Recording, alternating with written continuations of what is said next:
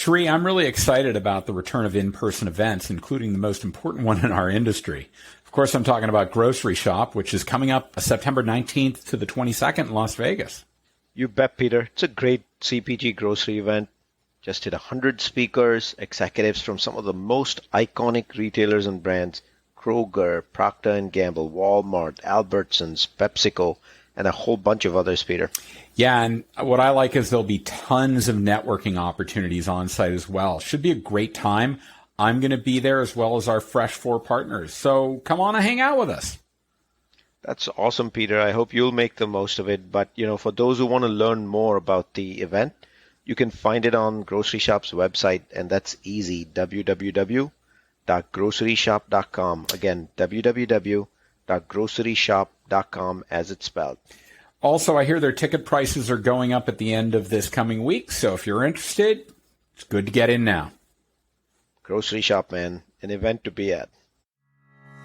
Welcome to another episode of the CPG Guys podcast. Our co-hosts, Shri Rajagopalan and Peter V.S. Bond, explore how brands and retailers engage with consumers online, in-store, and everywhere in between. And now, here are Shri and Peter. Hello, everyone, and welcome to the CPG Guys podcast. I'm PVSB, aka the Loyalty CPG Guy. My subject matter expertise revolves around brand loyalty, CRM, retail, customer data, and insights. And my co-host, well, he's the growth-oriented CPG guy.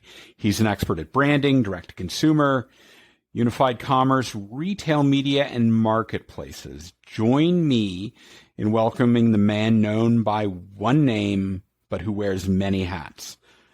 He's Shri. Shri, how are you today? Doing awesome. How kind of you. You call me the growth guy. I'm honored. You are the growth guy, man. Making me blush publicly. We're trying to find love in our relationship, Shri. No more of this back and forth East Coast, West Coast Tea Party battle that we've had going on. All right. So that means I have to reciprocate that love back to you. So we'll have to figure out a way. You can do a hip hop song a little later because you are the master of hip hop in addition to being. Don't tempt me. Don't tempt me. I know. Before we get to our guest today, thank you, by the way, Shri. I want to remind our audience that all of our content, including our profitability series, the women's leadership series we did last October, where we raised $8,000 for Susan G. Komen. That was awesome. Our founder series from earlier this year, it was awesome. All that, you can get it by just going to cpgguys.com. And guess what, Shri? It's all free. Did you know that? I mean, we're giving this away. What's up with us? I don't know. It's a little crazy. But in any event, the best way also to keep up with everything we're doing and all the content we're publishing is just go to LinkedIn and search for the CPG Guys. Go into the search bar, do it. And when you get to our page in the upper left-hand corner, just click the follow button. And you will then be privy to all of the new episodes we publish there, some of the things we celebrate, interesting information and articles. It's all there. And again, it's all free. So please do that and follow us on LinkedIn. We already have over 6,000 people who've decided to follow us in the last year, and that's all organically sourced. So I think that means they kind of like what we're doing, Shri. Maybe not, but I think they do.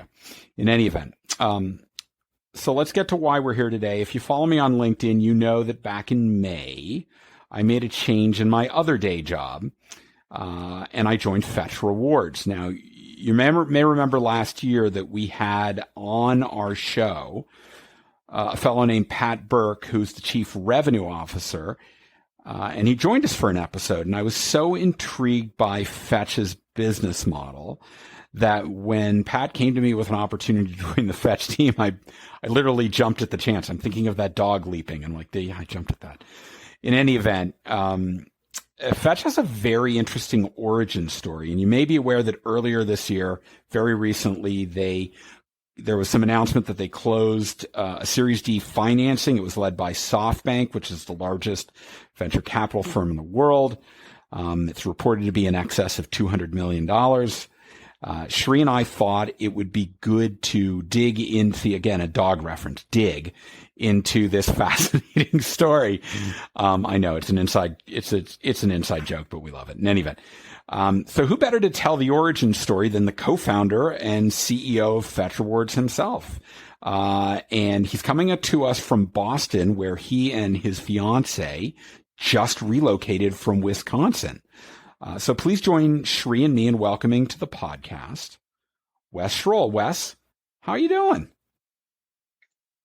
Oh, doing great. Right before a long weekend that we're filming this, and thrilled to be here. So thanks for having me, guys. Oh, that's awesome. Thanks. And Hold on, Peter.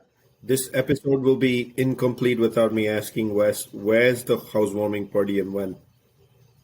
Our guests would love to come by.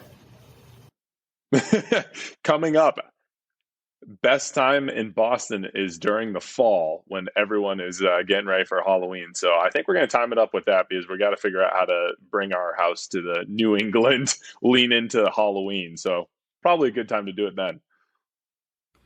It's funny. I thought the best time in Boston is when the Sox sweep the Yankees, but maybe I'm thinking of a different time. Sorry.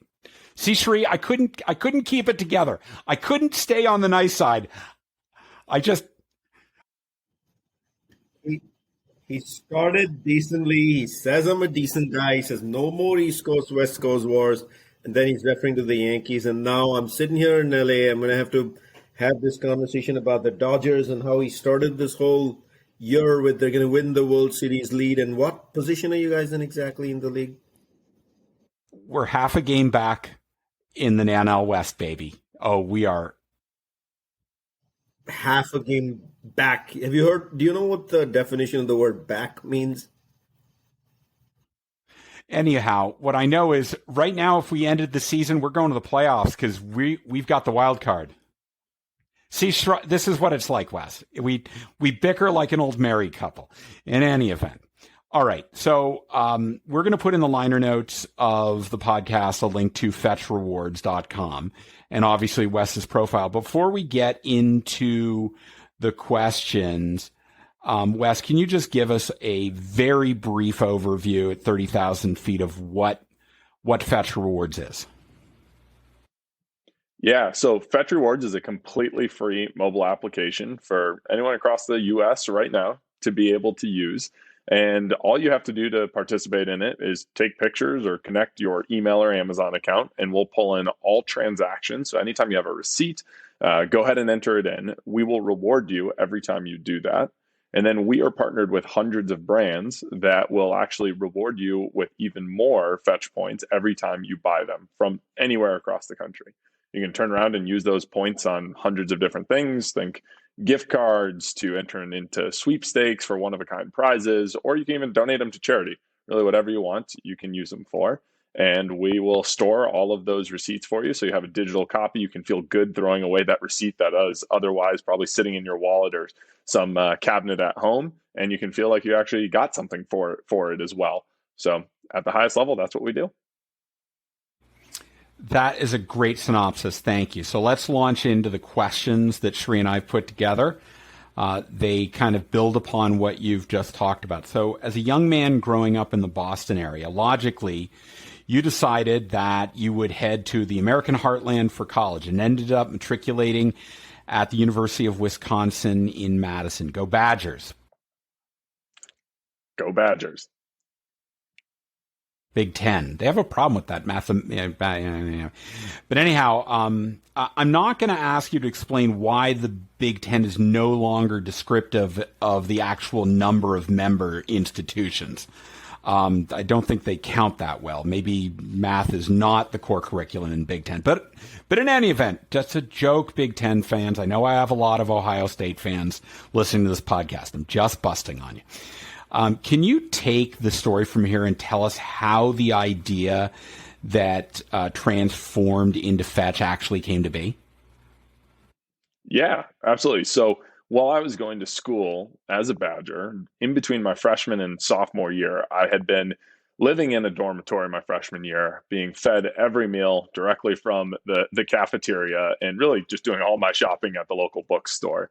Very insulated experience. And during my sophomore year, I moved into the primarily sophomore slums, as they would call it, into an apartment by myself. And for the first time ever, I was actually having to go grocery shopping. I was doing all the shopping for the first time ever.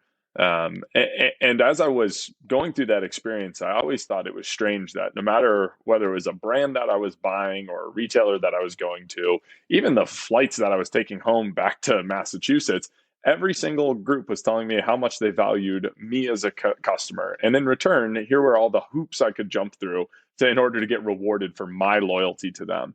And that just felt very backwards. Call me selfish. I figured, why isn't there a solution that is fun and easy for me to use, and that brands and retailers will come and reward me on, and have a centralized place to be able to do that? So being a probably overly ambitious 19-year-old, I decided to drop out of college after my sophomore year and try to go tackle a $2 trillion a year industry, not knowing what could possibly go wrong. I'm thinking Wisconsin, I'm thinking of Ron Dane. Were you all in the same graduating class by any chance, Wes? No, it wasn't in his class. Ron Dane. I'm just kidding, Wes. So you drop out of college. You welcome, by the way, to the $3 trillion industry. The $3 trillion industry is not an easy one to navigate, because I learned in an earlier conversation today, it's the development of this industry has really sped up in the last 46 years, to be precise, and we'll refer to why as we ask you the questions as we go through this interview. But, you get this business model that proves to be successful at winning some academic competitions, generating some seed money, and then you have a PowerPoint deck you created with your own personal experience, which prompted you to get this idea going, and Excel spreadsheets. How do you take all of this, tackle the $3 trillion industry, and make it a business model that actually makes some sense? And I can't imagine being in college trying to do it. Even those 2 years could have been easy. So how did you bring all this together so you can be happy in life too? Yeah, I think my sophomore year was probably the most filled my schedule has ever been, as I was trying to still do my full-time classes, and at the same time trying to create that PowerPoint, create the Excel, learn about an industry and how it functions. Because while from a consumer's perspective, it may seem easy enough, you walk into a store and there's products on the shelf. The long journey that they take from being made all the way to those shelves, and all the steps that they take in between, would shock most people. And during my sophomore year, I was really just focused on just starting to peel back the onion, just trying to learn and wrap my arms around all the different constituents that play in that life cycle, between a product being developed all the way to me actually getting the chance to consume it. And throughout that, I started to put together this presentation that was audacious to put the consumer right at the center and say, okay, let's think about this selfishly of how do we create the best customer experience, and then convince different parties along the way to then participate. The two things that we knew we were going to have to solve right away were, you need enough households and enough eyeballs for it to be worthwhile for anyone to want to participate. I think that's those are the basic stakes that almost any company is going to face. But the second piece that we really needed to understand was as much data as we could on those actual consumers. Because it's one thing to have all the eyeballs, but it's another thing to actually be able to understand who they are, what they like to purchase everywhere across the way. That confirmation of purchase is what will also give you the ability to then reward them with monetary value for taking certain behaviors and confirming they took those behaviors. So I distilled it all down to a simple PowerPoint that kind of had that consumer at the center, had their phone, and then a poof magic bubble that then connected them over for their purchases. That poof magic was confirming the purchase. That was very difficult to do. But even with just that being the case, I started entering into these different business plan competitions across the country, as you mentioned, Shri. And we started to go up against companies that were being run by graduate students that had revenue, had consumers, and all we had was a PowerPoint. And yet we still came out winning the vast majority of these programs. And as a 19-year-old, we won $180,000 in cash. We got office space. We had free lawyers, all because the idea was so simple and so powerful that the judges could just sit there and say, I get that. Yes, I don't like having to pull out their keychain, all of the different loyalty cards on them. It was just such a simple concept that almost anyone could get it. And the idea that you could utilize the power of this supercomputer that everyone had in their pocket to get that data was something that was the big unlock for us. So we got enough to be able to convince the business case, hire our first team the summer after my sophomore year. And then we just started to get out there and tackle the problem. That poof magic, we just started to work on technology and say, okay, what are the different ways you could solve this? What if we partnered with the retailers and actually integrated into the point of sale system? We actually did that. We did that for a couple of years. The problem was there's so many different point of sale systems out there. They're immensely complex. They're ever changing. And sometimes retailers can move slow when you talk about the core technology that all the dollars of their business flow through. So rightfully so, they move slow. So it was taking too long, but it was giving us, great learnings because we were in those stores. We were working directly with customers with very early iterations of this technology. And we could see the massive unlocks that would happen when you had access to that purchasing data, because you could work with these great brands who would want to deliver their message to the consumer and influence that final purchase, because it just doesn't exist in the physical world. So we just kept working on it. And, eventually for a little over 4.5 years ago, we stumbled onto building a technology that could read receipts in real time and pull off all the necessary information that you would need so that a consumer just takes one simple action after they're done shopping. We would pull in that information and then be able to truly arbitrage what items they bought, what brands they would care about, and run the entire system. So that was a bit of that journey from the original all the way to the first launch. Do you see, Peter, I've always told you there's magic in PowerPoint, and look at Wes's old story. He said, PowerPoint, poof, and here we are. Maybe I used Harvard graphics, and that's probably why I didn't come up with something like this, Shri. I don't know. Maybe it could be. My tools, Peter, were Lotus, DBase, and WordStar. Okay, there you go. Now Wes is going to have to Google what Lotus, DBase, and WordStar are. What is that? I know. We're showing our extreme age, Shri, in any event. So Wes, Fetch Rewards. How dare you, Peter? It's called experience, not age. So Wes, Fetch's model is predicated upon, as you said, rewarding consumers for buying brands they love. The next order of business after you built the platform and this capability to scan and capture transactions and decipher them, the next order of business is going to be to actually find brands who want to help fund the customer loyalty journey. So would love to know how you went about landing that first big brand client who proved to be the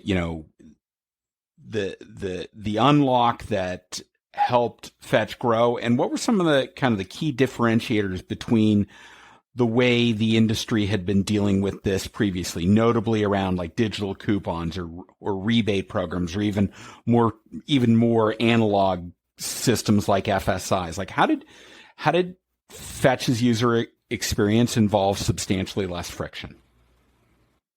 So I think the first reason that we stumbled onto solving a different problem than I think what traditional coupons were solving was that we were just coming at it very selfishly. We as a consumer base, like me as a literal user of the application, didn't want to have to go through and watch videos or take surveys or unlock certain offers and then have to plan out which specific retailer I was going to go to do all of those things.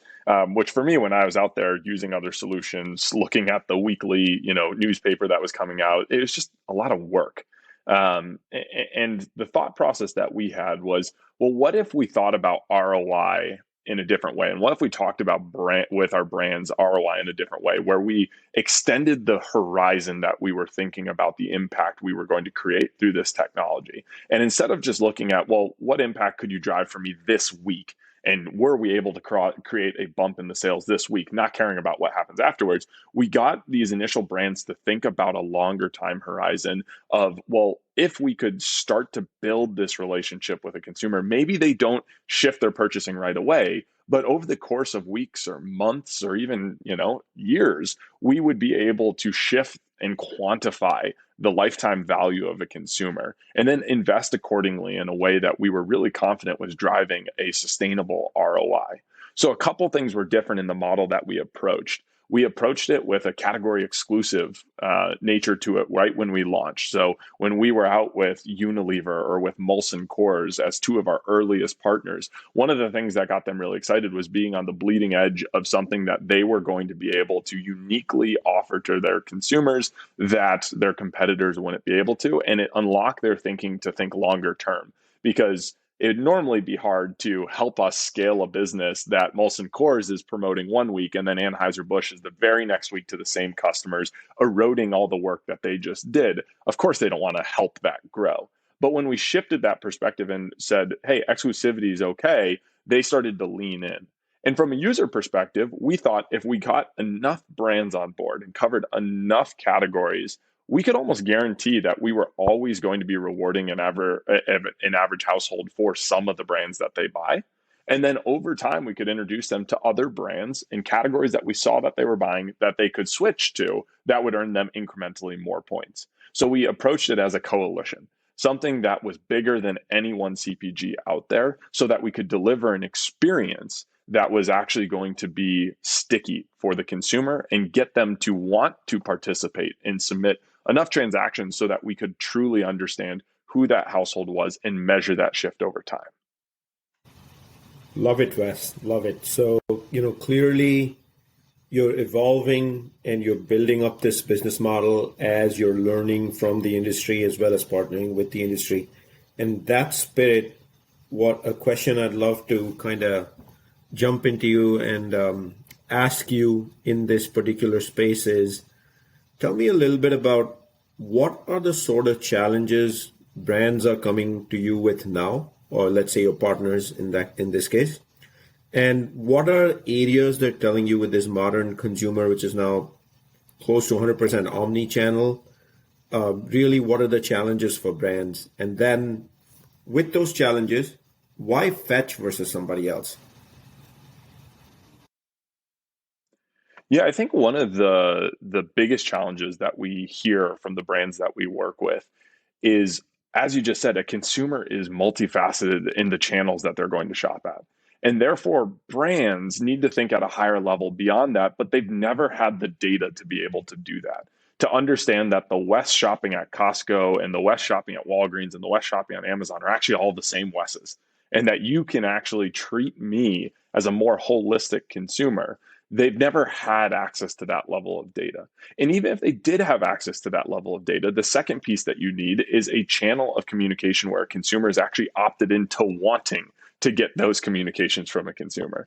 So that's what we think we were uniquely positioned to come in and do with our technology that made it so easy to submit those transactions, with the promise to the consumer of, hey, you'll get rewarded every time you are sharing this data, and you will get incrementally more. The more receipts you submit, the more offers we can find for you because we can connect you with more brands.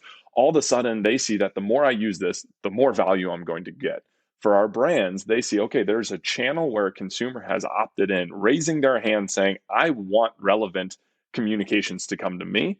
And we have enough data to actually understand that Wes is the type of consumer that needs, $1 off versus Peter is the type of consumer who needs $2 off for this.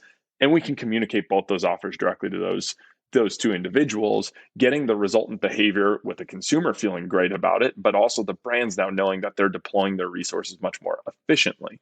And then the data actually starts to come out afterwards. So in the traditional brand methodology, because most of the sales still take place in the physical world, the way that they have to think about marketing is still going after segments. So I believe that my new product of this new shampoo that I'm rolling out is going to really target, females age 32 to 36. And then they'll go and buy media off of that one assumption that that's going to be who goes and buys it. That's a very inefficient method versus being able to look at people's actual transactions and see, no, for color strengthening shampoo, well, yes, that is one of the demographics. There's actually also an up and coming one of age 28 through 30 males who are using it for some reason, right? Like you just don't know. What this allows you to do is take out the having to guess using more imprecise methodologies like demographics, and instead change that out for true behavioral data, and then be able to target those consumers and roll it out just like you would on a Facebook, where on Facebook you're often just saying retarget lookalike markets that this commercial played really well for. And then the system takes over using its data and starting to spread that message. That's super efficient. You can't do that for the vast majority of where these brand sales are taking. So I think that was a lot of the big problem that we're hearing from all of our brands and that we're helping them to solve. We can quantify the LTV of all those consumers. We can connect them with the right ones in an environment that is an opted-in, data-rich environment. So therefore, they can feel really comfortable on, hey, when I invest X, I get Y. And it's agnostic across the different channels, so that they can actually then really be able to measure that and potentially even lean in with certain retail partners to amplify it further. Wes, your comment on the obsolescence of demographics to target offers is spot on. I mean, when I think about income is an indicator of a capacity to buy, not a propensity to buy. And when you understand that and you have big data to do it, you can deliver much more relevant offers to exactly the right people.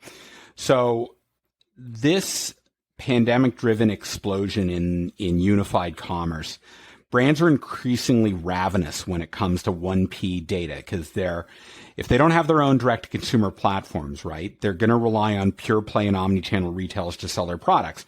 And that means that 1P insights for attribution are more often than not, they're just not forthcoming, right?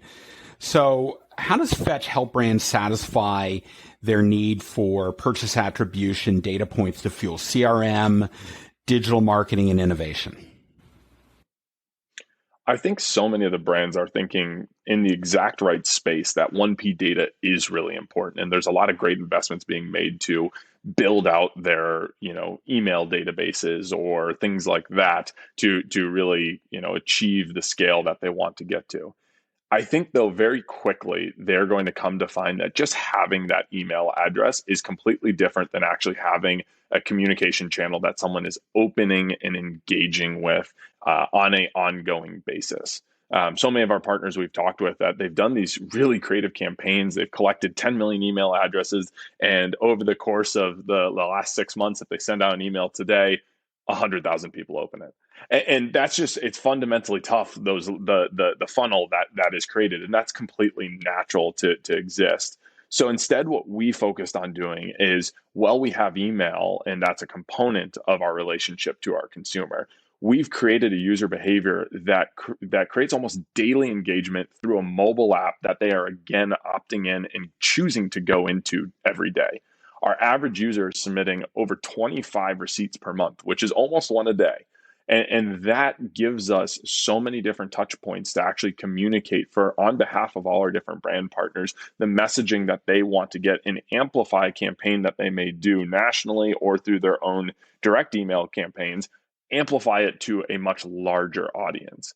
Beyond that, when our brands are partnered with us, the consumer is opting into an amazingly transparent relationship of every brand that comes on board and is giving them points. In return, they're going to get the right to have access to that first party data and message to you, versus the likes of, Facebook or some of those other ones where the whole value to a consumer is something that's really hard to quantify, which is the value of a social network. And they're saying, well, because of course we give you the value of a social network, then yes, of course we're going to monetize your data and give brands access to it. For us, it's even more transparent than that. If a consumer was to ever say, hey, what do I get in return for Unilever now getting access to communicate to me? We can look at the exact dollars and cents that they've earned through this ongoing point earning relationship. And we almost never get that question because of that transparent approach. It's a true opt-in throughout all the different channels. And therefore, they actually welcome the engagement with all of our brand partners. And we can make sure too, like Huggies, who's an amazing partner of ours, and while I love them, might not make sense to go to one of our brand new customers who clearly doesn't have a baby. Doesn't make sense to have that. Instead, we can direct Huggies over to the people we know have babies and are therefore this message is very relevant. And those consumers welcome it because they know they're going to get rewarded for that relationship. So Wes, I want to continue to talk about your evolution of your business model. I mean, clearly brand loyalty was what your anchor was right up front, at least from a value proposition for brands. But I've heard recently that there may be a partnership with the Albertsons Companies, and that partnership is supposed to be different from just basic brand loyalty and the growth of brand loyalty. So could you actually decompose what that partnership with Albertsons is from a retail perspective, and whether this actually, not whether, how is this changing the value proposition for brands? Like what's new in the mix now, at least for Albertsons? So I think there's two, we actually need to take two steps back in order to adequately answer that question. The first one is just to talk about what is Fetch's vision. At the end of the day, our vision is that we believe consumers should get rewarded with real value anytime a brand, and brand can mean retailer in this case of what I'm saying, anytime someone is creating value off that consumer should be rewarded for that transaction. And that could be a transaction of money, a transaction of time, whatever the case is. Now, we started by working directly with CPGs because those are really high velocity turn products that are ubiquitously found across numerous retailers. So it makes it really easy to start conditioning that user behavior of scan all of your receipts. But our product roadmap is really based upon, if you think about a physical receipt, there's three major components to it. The middle part of that receipt, where all the items are listed out, that's what you buy. That's where the brands are found, right? So that's where we started, which is rewarding a consumer for what they buy. And our brands in return see the value off of that and then therefore issue value to our consumers for that. Now, the top part of the receipt, though, is where a consumer chooses to buy those items. And that's where the partnership with Safeway Albertsons came into play. We were able to look at having millions of households within their trading radiuses that they were just getting a small fraction of the share of wallet of those consumers. So what we did with Safeway Albertsons is help them to target different consumer bases. Maybe it's lapsed consumers, customers who haven't shopped at a Safeway Albertsons store within the last 3 months. Maybe it's people who have never shopped there in the last year. Or maybe it's even their most loyal shoppers that, again, are only spending maybe 40% of their, even though really loyal shoppers, still are only spending 40% of their wallet share at Safeway Albertsons and are still doing things online or at other verticals. So we helped them to create this campaign that was able to target each of those different segments with specific value that says, hey, if we know you're going to spend $250 this week, if you give us 100 of it, we'll give you an extra 10,000 points on top of all the value that the brands are already delivering you. So it's a multiplication factor where our brands will reward you for that transaction and the retailer is now rewarding it to you. And the final piece that we're actually going into is the bottom of the receipt, which is how you pay for it. We're actually launching our own cards that will allow you on that, again, that single transaction, get rewarded from our brands for what you bought, get rewarded from the retailer on where you bought from, and got rewarded for how you paid for it. So we think that's the holy trinity where you can unlock being rewarded on a single transaction from all participating parties who are all generating incremental value out of it. And now the consumer is getting rewarded at a level never before seen. Brilliant, Wes. That is a terrific description, the holy trinity of loyalty. I think we're going to have to build a religion around this, come up with a name there. But in any event. The name's Fetch. Peter, you should know that.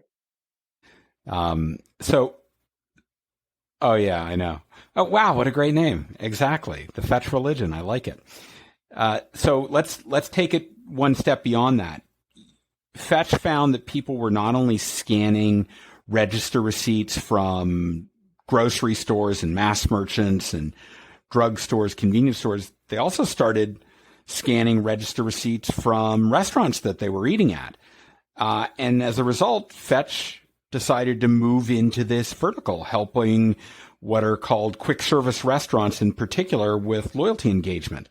How is that evolving? So I often get asked, do you ever talk with your customers and ask them about what else they want to get rewarded for doing? And my response to that is always, they're actually already telling me because they are leading us forward by, for example, deciding on their own that, hey, I want to just start submitting all of my restaurant receipts. If you started asking a consumer, well, why are you doing that? We're not partnered with them. Why are you doing that? Well, because we hope you one day will be, is the clear response that we get. So we decide loud and clear message. And what we started to do is actually listen to that and then amplify it, start to encourage people to do that. And all of a sudden we went from receiving, millions of receipts that were kind of here and there to receiving hundreds of millions of receipts that are coming in from these QSRs, even apparel, electronics. They basically are raising their hand saying, hey, anytime I make a transaction, I would love in the future that you figure out a way of partnering with companies and reward me for it. So all of a sudden, we have these millions of households across the US that we're starting to, just like we did on the CPG and retail side, understand their purchase behavior, understand their taste profile, whether they like burgers, whether they're buying breakfast, whether they're buying, Mexican on certain days of the week too. And all of a sudden, that type of information to a SKU level, knowing the exact item that they're buying at those restaurants, is all now appended back to that household, which one, our CPG partners love using because often people are picking up taste profiles at restaurants and then those start to percolate over into their grocery purchases and we can get ahead of that cycle before it even emerges. But then also we figured out, wait, we can go out there and partner with these restaurants and help them win their unfair share of stomach amongst a very competitive set of somewhat interchangeable type of purchases. So we've gone out there, partnered with Jersey Mike's and KFC and Panera in terms of being able to help amplify their message beyond the communication channels that they have, because they're all really good at communicating with their consumers when they're either already in the store or thinking about going to that QSR.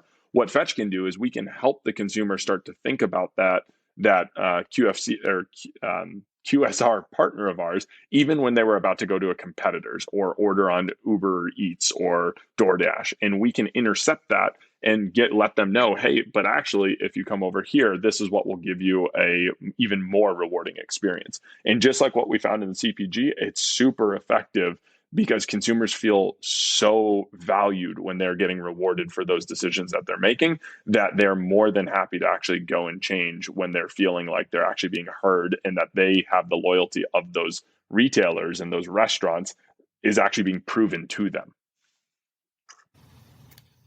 I feel like I've asked you all the questions on transformation today and the changing dynamics of both Fetch and the industry. So I got one more for you, Wes. And that is, with the transformative nature of CPG and retail, the dynamics, the last few years, what took place over the pandemic, what you feel will happen go forward from here with that ongoing transformation, how do you think consumer loyalty engagement is going to actually change? Are brands going to lean in a lot more?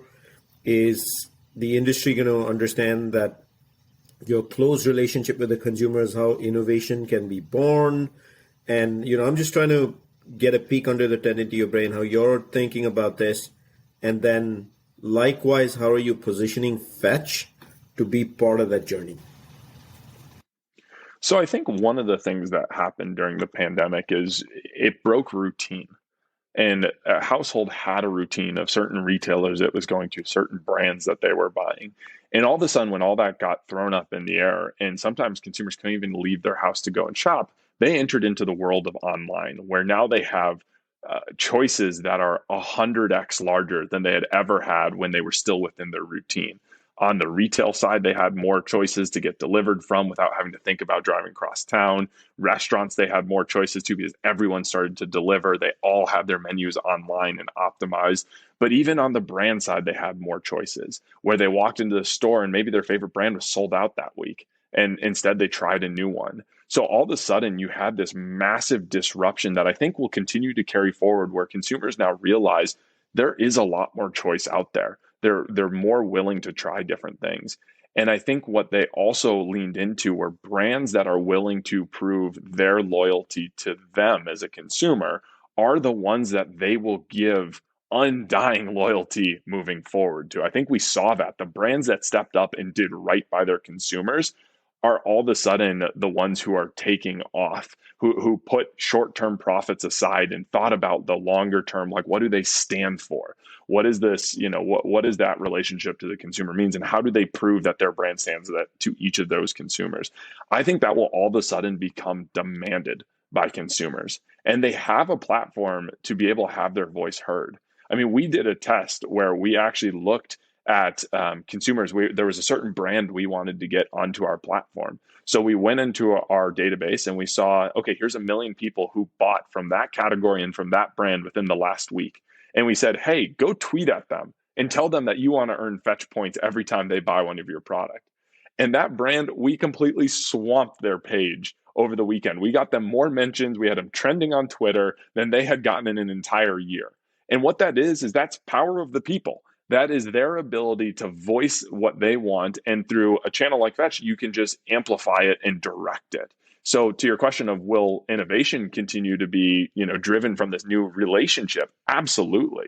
I think if we have brands and retailers that are willing to listen and engage with consumers on the level that they want to be, in return, those consumers will be the loudest megaphones you've ever seen before that will amplify those winners to a level that they've just never been at before. So I think you'll see massive shifts in terms of penetration and long-term relationship with these consumers as these type of these dynamics intercept and amplify each other like waves that are all of a sudden lining up and the peaks are much higher. That's what's happening right now, that you're finally starting to see the digital power that before an industry only like 2-3% of their sales were happening online. And even now, even post-pandemic, it's still under 10% for the majority of food brands. But all of a sudden, the other 90% is being digitized through things like Fetch. And the consumers now all of a sudden have this digitized, have these megaphones that they can amplify. If brands lean into that, if retailers lean into that, which is where we do think Fetch is playing, we think there will be clear winners and losers that are made out of that. And it will happen faster than it's ever happened before. Because if you look at other verticals like Uber or anything, once it starts to go, it will happen really quick. And you'll look back and say, I can't believe it ever used to be done that way. And I think, again, that's the power change of having concepts of LTV, having the data to actually quantify it, and having channels where consumers have opted in, asking for those communications and that value exchange. Those will be the highways that will speed up change within this industry. And I think it's going to be a super exciting time. We're thrilled at the time that we're in the space. And, I think a lot of our partners are opening their eyes and excited to lean into it as well. To our audience, I want to remind you that if you go to cpgguys.com, you're going to find a lot of great links there. You can find our LinkedIn page. You can find us on Twitter and on Instagram. You can find Shri and me on LinkedIn. And you can even find a list of the podcasts that Shri and I listen to when we're not listening to ourselves talk all the time. But in any event, just go to cpgguys.com and make sure to follow us at least on LinkedIn. And thanks to everyone who is already doing that, because we've built a really powerful community, and we want everybody listening to this podcast to be able to experience the community as best as possible. Wes, thanks for taking the time to come on today, particularly on a long weekend when you're unpacking, getting settled in your new Boston residence, to come on the podcast and tell us about your journey. We really appreciate that. Thank you so much for having me. It's an absolute honor, as you guys have continued to take off and are now everywhere on my feed. I'm so excited to be a part of that now. Yeah, and I know we gave you a CPG Guys t-shirt during my last visit to Chicago. Hopefully that makes the rotation too. But we're glad, and I figure after all the bling you're giving me, the least I can do is give you some the other direction. I think my fiance is sick of me only wearing shirts that have logos on them at this point, but thank you for yet another.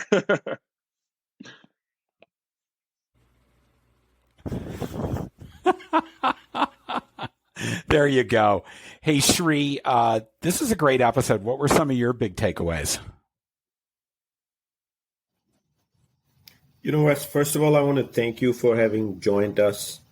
And we've now coined the term fetch religion. How about that, Peter? I'm good with that. I love that. So, you're going to hear that a lot in the industry. If you guys heard Peter earlier in the show, he's part of the fetch team as well. He's recently joined them. Has it been about 6 weeks, Peter? Yeah, about that. So I want to congratulate you as well, Peter, for joining the fetch team. Wes, you're lucky to have my podcast partner as part of the team. So make the most of it, both of you. Wes, for me, the biggest things that really resonated was consumer loyalty and how close it's getting to brands in terms of just everything from innovation to retail and the future of consumer loyalty. Hearing your partnership with retail directly with Albertsons, I think, is a watch out for the industry in terms of where a wedge is going, and the fascinating story of how a kid, while entering college, while going through a routine everyday life moment, gave birth to a company that just raised, did you say upfront, Peter, 200 million in investments via a series round? I think that should be an inspiration for listeners listening to the show. Those of you, no matter what your age and what generation you come from, Wes's story tells us if you want to do it and you chase it, you can definitely do it. So thank you for providing that inspiration for our audience as well. Peter, as always, a pleasure, man. Yeah, love doing this with you, Sri. Not an episode goes by where I don't learn something. I know. Knowledge is good. Where is that from? I think that was from Animal House. Another very dated reference showing how old we are, Sri. In any event, to our audience, thanks for joining us. Peter, stop, man. It's called experience and wisdom, not old. And don't worry, Sri, that one I don't have to go Google. I do know what Animal House is. Yes. In any event, thanks, Wes. Thanks, Sri, and to our audience. We appreciate you joining us on this special episode, and we look forward to having you listen in on the next episode of the CPG Guys podcast. Goodbye.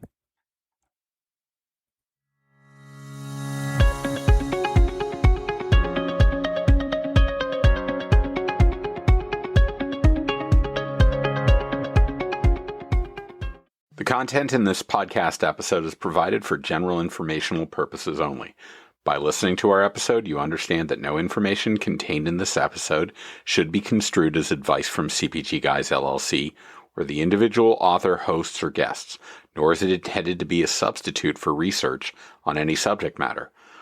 Reference to any specific product or entity does not constitute an endorsement or recommendation by CPG Guys LLC. The views expressed by guests are their own, and their appearance on the program does not imply an endorsement of them or any entity they represent. The views expressed by CPG Guys LLC do not represent the views of their employers or the entity they represent. CPG Guys LLC expressly disclaims any and all liability or responsibility for any direct, indirect, incidental, special, consequential, or other damages arising out of any individual's use of, reference to, or inability to use this podcast or the information we present in this podcast.